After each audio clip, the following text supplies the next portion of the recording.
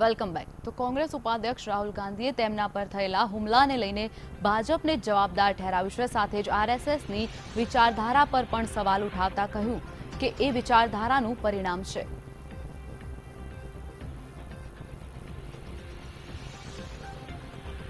તો આ સાથે જે રીતે ગઈકાલે બનાસકાંઠામાં રાહુલ ગાંધી પર પથ્થરમારો કરીને કાળા વાવટા ફરકાવવામાં આવ્યા હતા, ત્યારે રાહુલ ગાંધીએ આજે નિવેદન આપ્યું છે। તેમણે જણાવ્યું છે કે ભાજપ પર આકરા પ્રહારો કર્યા છે અને જણાવ્યું છે કે આ આરએસએસનું જ પરિણામ છે, આ તેના જ વિચારધારાઓનું પરિણામ છે। તો આ સાથે રાહુલ ગાંધીએ પોતાના નિવેદનમાં ભાજપ પર આકરા પ્રહારો પણ કર્યા હતા।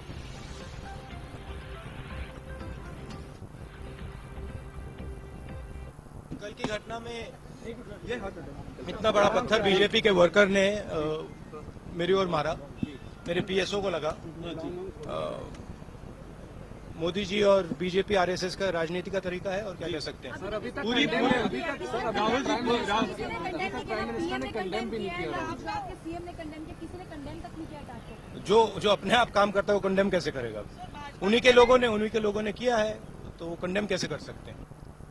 ગુજરાત કોંગ્રેસ 44 ધારાસભ્યો આજે કર્ણાટકના ગવર્નર અને ગુજરાત વિધાનસભાના પૂર્વ અધ્યક્ષ રહી ચૂકેલા વજુભાઈ વાળાની સાથે મુલાકાત કરી હતી। આ મુલાકાતમાં કોંગ્રેસના ધારાસભ્યોએ લોકતંત્રને બચાવવાની અપીલ પણ કરી હતી। જણાવી દઈએ કે જે રીતે કોંગ્રેસના ધારાસભ્યો, ગુજરાતના ધારાસભ્યો હાલ બેંગ્લુરુ સ્થિત રોકાયા છે, તો તેઓએ કર્ણાટકના રાજ્યપાલની મુલાકાત કરી હતી। જણાવી દઈએ કે વજુભાઈ વાળા આ પહેલા ગુજરાતના અધ્યક્ષ પણ રહી ચૂક્યા છે। તેઓએ આ મુલાકાતમાં કોંગ્રેસના ધારાસભ્યોએ લોકતંત્રને બચાવવાની અપીલ કરી હતી। હાલ કર્ણાટકના ગવર્નર છે વજુભાઈ વાળા, તો વજુભાઈ વાળાની સાથે કોંગ્રેસના 44 ધારાસભ્યોએ મુલાકાત કરી હતી।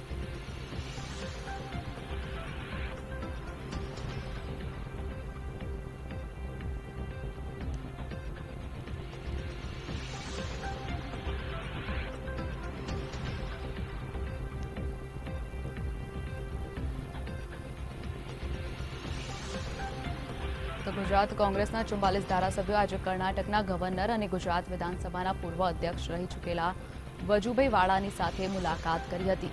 આ મુલાકાતમાં કોંગ્રેસના ધારાસભ્યોએ લોકતંત્રને બચાવવાની અપીલ પણ કરી હતી।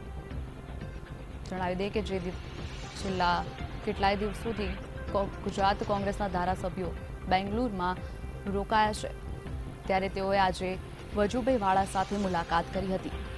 તેઓ 8 ઓગસ્ટે ગુજરાત પરત ફરે તેવી શક્યતાઓ છે।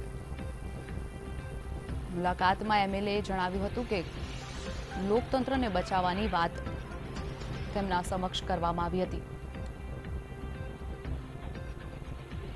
આ સાથે જ ગુજરાતના પૂર્વ અધ્યક્ષ પણ રહી ચૂક્યા છે વજુભાઈ વાળા।